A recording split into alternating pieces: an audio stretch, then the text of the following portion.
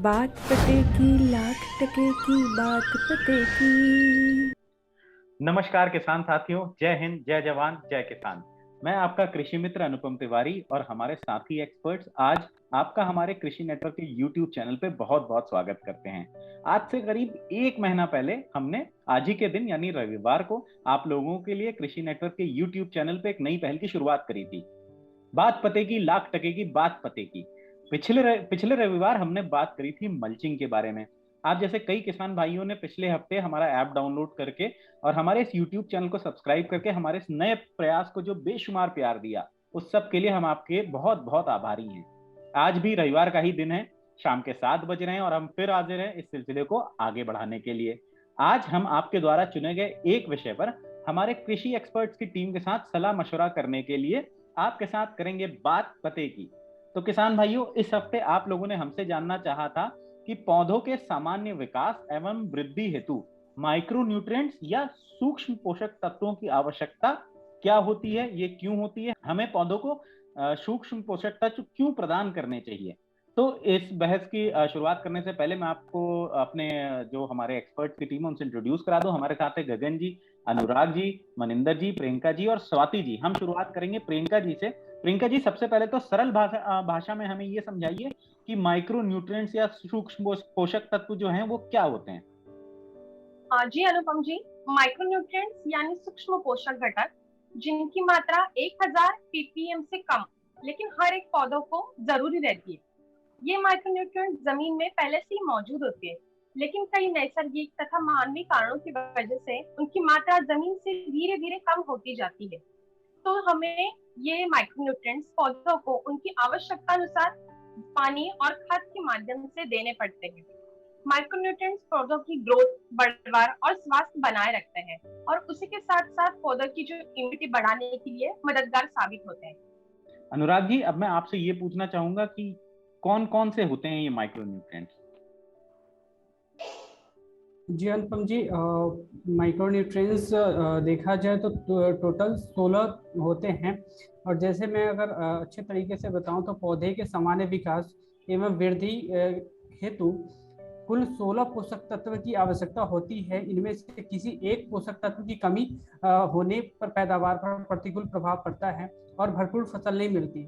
पोषक तत्वों को पौधे की आवश्यकता अनुसार निम्न प्रकार की वर्गीकृत किया गया है, जैसे मुख्य पोषक तत्व, गौण पोषक तत्व और सूक्ष्म पोषक तत्व। तो मुख्य पोषक तत्व में आते हैं नाइट्रोजन, फास्फोरस और पोटास। गौण पोषक तत्व में आते हैं कैल्शियम, मैग्नीशियम एवं गंधक। और सूक्ष्म पोषक तत्व में आते हैं लोहा, zinc, copper, manganese, molybdenum, boron एवं क्लोरीन। जी, स्वाति जी, अब मैं जानना चाहूंगा कि जो सूक्ष्म पोषक तत्व होते हैं इनके क्या क्या फायदे होते हैं हमारी फसलों के लिए। सूक्ष्म पोषक तत्व होते हैं हमारे पौधे द्वारा कम मात्रा में लिए जाते हैं, लेकिन पैदावार होती है वो अधिक होती है। मृदा की उत्पादकता और स्वास्थ्य जो होते हैं वो संतुलित रहती है और जो रोग एवं कीड़े के प्रभाव होते हैं वो प्राकृतिक तौर पर कम करती है। तो अब हम बात करेंगे कि इसके क्या फायदे होते हैं जो सूक्ष्म तत्व हो पाए जाते हैं हमारे पौधे में। तो अगर मैं जिंक की बात करूं तो जिंक के इस्तेमाल से पौधे अच्छे से विकास करते हैं और जिंक भूमि में एंजाइम की क्रियाशीलता को बढ़ा देती है, जिससे पौधे अच्छे से विकास करने लगते हैं। इसके बाद कॉपर की बात करूं तो कॉपर भूमि में इंडोल एसिटिक एसिड की वृद्धि में सहायक होती है, जिससे भूमि में कार्बनिक पदार्थों की मात्रा नियंत्रित रहती है और पौधे भी अच्छे से विकास करते हैं। बोरॉन बोरॉन अन्य सूक्ष्म पोषक तत्वों से ज्यादा जरूरी होता है, क्योंकि इसकी कमी होने पर पौधों में प्रजनन की क्रिया नहीं हो पाती, जिससे पैदावार में काफी कम प्राप्त होती है। और भूमि में पाई और अगर मैं मैग्नीज की बात करूं तो मैग्नीज भूमि में पाई जाने वाली पौधों के विकास में सहायक होती है। मैग्नीज पौधों में कार्बोहाइड्रेट के ऑक्सीकरण के दौरान कार्बन डाइऑक्साइड और जल के निर्माण में सहायक का काम करता है। लोहा, आयरन पौधों में क्लोरोफिल के संश्लेषण का काम करता है और पौधे विकास करते हैं। जिसके अलावा आयरन भूमि में कई तरह के एंजाइमों के लिए आवश्यक तत्व का भी काम करता है। अगर मैं बात करूं मैग्नीशियम की, तो यह पौधों को भोजन बनाने में मदद करती है।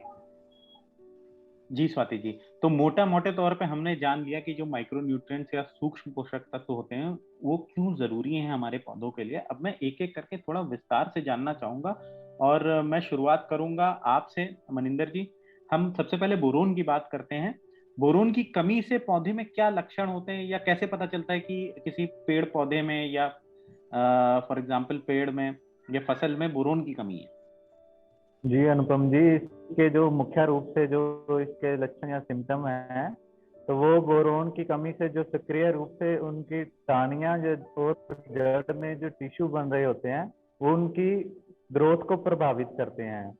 और अगर हम पहले संकेत की बात करें तो इनके युवा पत्तियों का मोटा होना शुरू हो जाता है और टहनी की नोक के पास पत्तियां और तना भुरभुरा हो जाता है जो आसानी से मुड़ने पर टूट जाता है।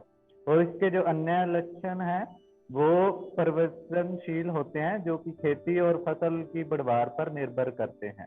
तो मुख्य रूप से ये जो सिम्टम है ये देखने पर हमें पता चलता है कि बोरोन की पौधे में कमी है।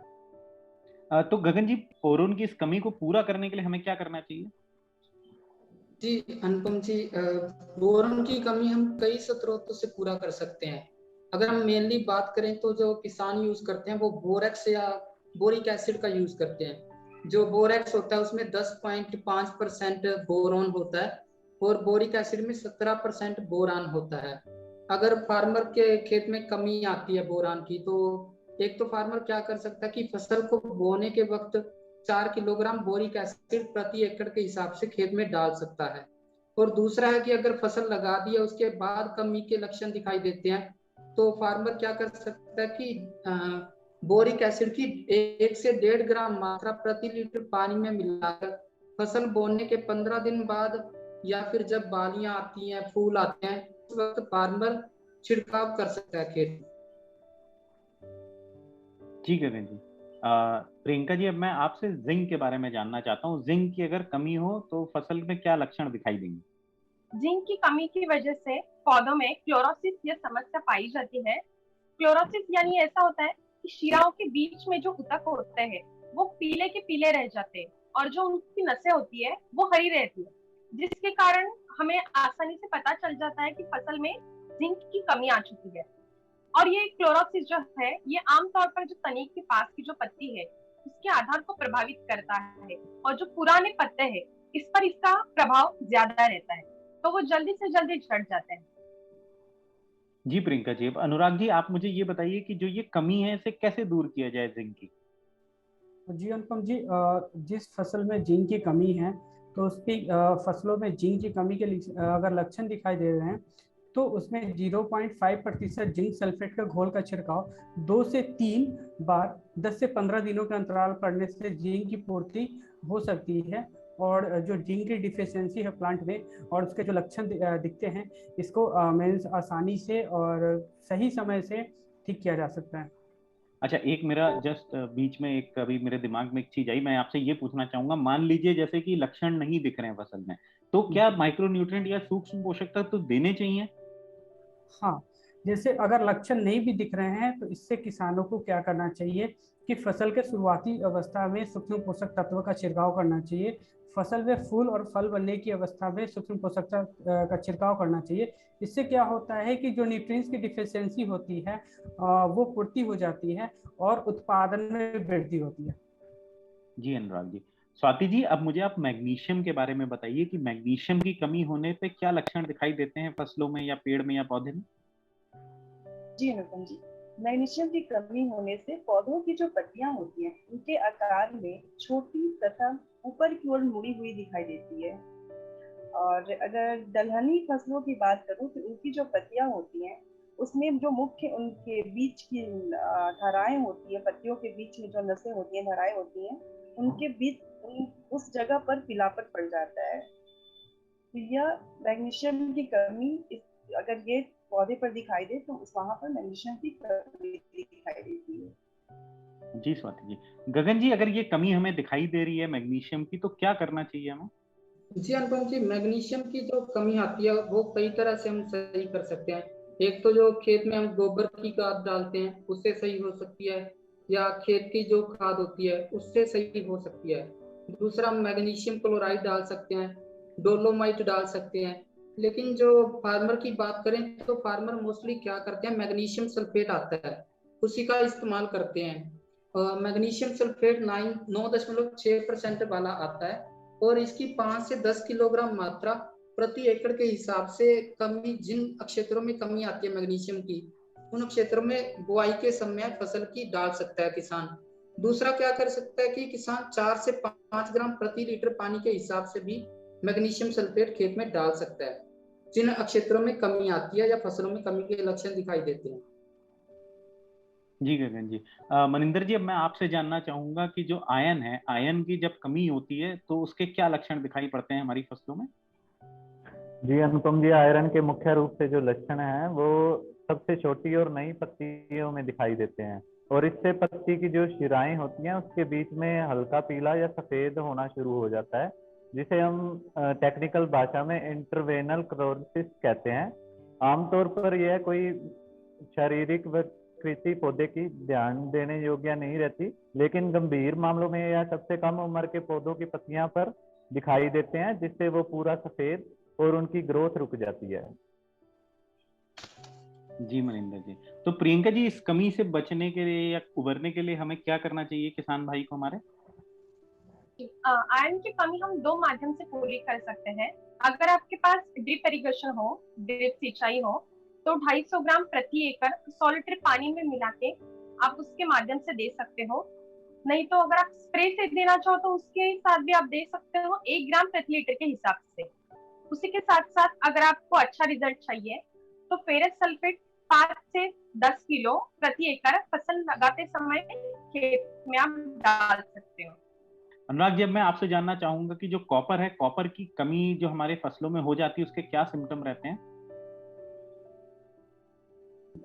जी अनुपम जी, कॉपर की कमी के लक्षण मतलब उसके ज़्यादातर प्लांट के जो फल हैं, ठीक है, उस पे दिखते हैं।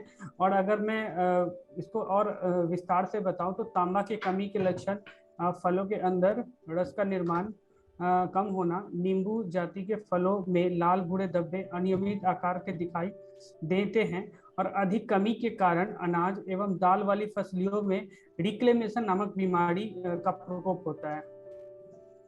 जी स्वाति जी, तो इस कमी को पूर्ति करने के लिए, इस कमी की हमें क्या करना चाहिए?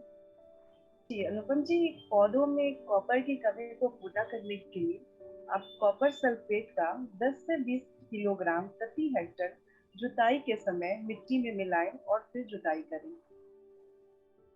जी स्वाति जी, तो मोटी मोटी तौर पे हमने बहुत ही करीब से इन बातों पे, एक मिनट में लाइन फिर से लूंगा। तो किसान भाइयों, जैसा कि अभी हमने एक एक करके हर एक सूक्ष्म पोषक तत्व की कमी के क्या लक्षण होते हैं और उनकी कमी को दूर करने का उपाय क्या है, उसके बारे में हमने पूरी जानकारी जो है यहाँ पे ले ली है अपने कृषि एक्सपर्ट से। तो अब मैं मनिंदर जी आपसे जानना चाहूंगा कि अगर हम इस पूरे जो हमारे जो आज वार्ता हुई उसको समराइज करना चाहें तो आप क्या कहना चाहोगे? जी, मोटे मोटे तौर पर अगर मैं बात करूं तो ये सूक्ष्म जो तत्व हैं, पोषक तत्व, तो इनका अलग अलग मिट्टी के गुणों पर भी यह निर्भर करता है। अगर अलग अलग मिट्टी के गुण हैं तो सूक्ष्म पोषक तत्वों की कमी भी अलग अलग जगह पे अलग अलग होगी। तो किसान को इसके जो सिम्टम है उसको पहचान कर और उनकी जो उपचार करना जो है वो सीखना बहुत महत्वपूर्ण होगा।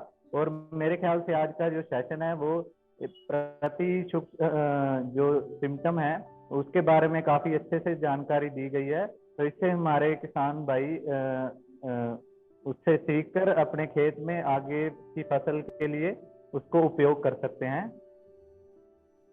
जी मनिंदर जी। गगन जी, अब मुझे ये जानना है कि जो ये सूक्ष्म पोषक तत्व हैं, इनकी कमी का पता कैसे लगेगा किसान को? मतलब क्या वो मिट्टी परीक्षण करा के इस चीज का पता करा सकता है, या उसको फसल में जब दिखेंगे कि ये कमियां आ रही हैं, इसकी वजह से ये कमी है, तब वो जाके उसका मतलब जो इलाज है वो चालू करे?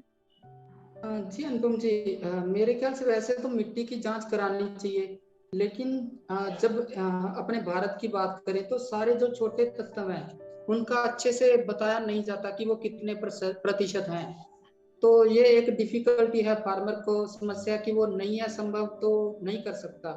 इससे दूसरा यही है हमारे पास ऑप्शन कि वो अपने सिम्टम देखे, लक्षण देखे कि कौन कौन सी कमियां आ रही हैं पौधों में, और फार्मर को बहुत ही ध्यान से इन कमियों के बारे में जानना चाहिए और उनका छिड़काव करना चाहिए या अप्लाई करना चाहिए जो जो सूक्ष्म तत्वों की कमियां आ रही हैं।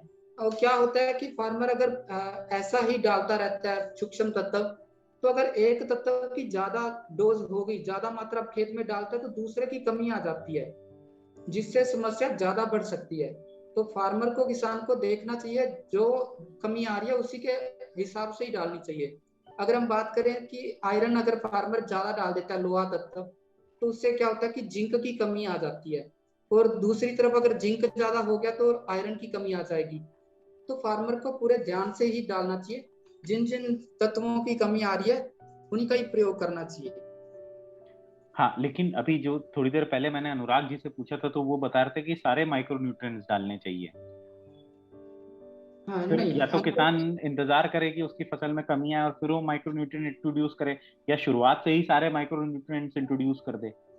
ये एक तो मिट्टी के ऊपर भी निर्भर करता है कि अगर हम बात करें कि ज्यादा पीएच वाली सोयल है, अगर मिट्टी है, तो उस केस में क्या होता है कि बोरॉन की कमी आ जाती है, वो पौधे ले नहीं पाते, वो घुलती नहीं है अगर पीएच ज्यादा है तो, बोरॉन की बात करें तो।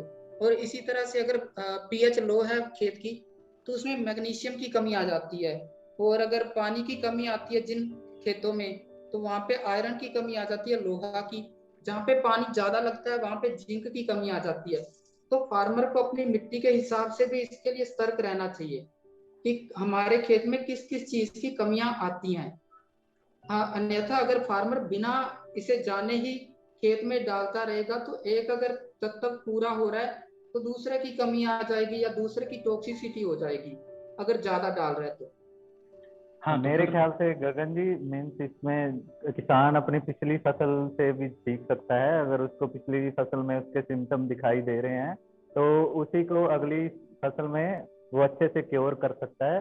जो कमी उसको लग रही है वो उसको अगली फसल में प्लान करके उसको पूरा कर सकता है। तो वो ज्यादा महत्वपूर्ण रहेगा, किसान को जी सीखना पिछली फसल से और अगली फसल पे अप्लाई करना। जी मनिंदर जी, इसके लिए फार्मर को अपना रिकॉर्ड रखना पड़ेगा कि इस साल मेरे क्या कमियां आ रही हैं, तो अगर अगली बार यही आएंगी, इसके लिए हाँ फार्मर को थोड़ा सतर्क रहना पड़ेगा। जी बिल्कुल। तो अनुराग जी, आप क्या कहना चाहोगे? ये लोग बोल रहे हैं कि पिछली फसल से सीखो और उस हिसाब से माइक्रोन्यूट्रिएंट्स को इंट्रोड्यूस करो। आप ये बोल रहे थे कि सारे माइक्रोन्यूट्रिएंट्स दे दो, तो क्या सही होगा किसान के लिए?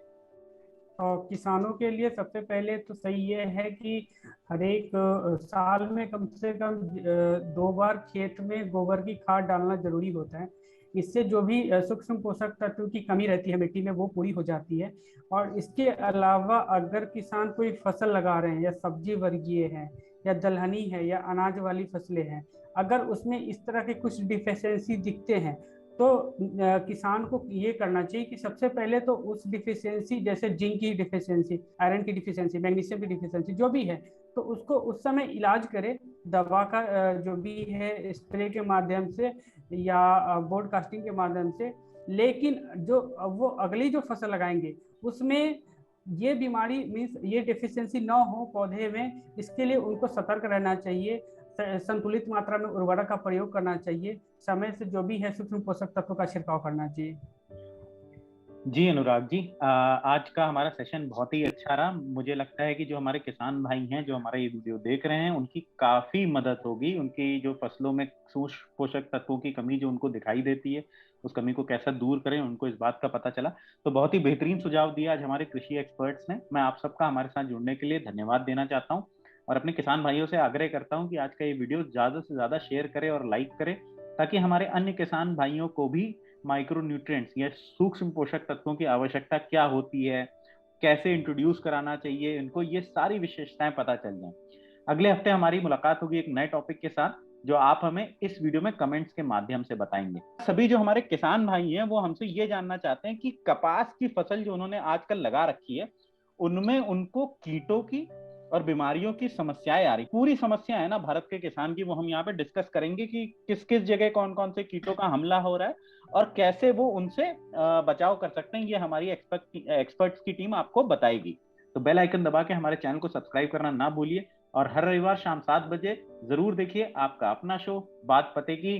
धन्यवाद।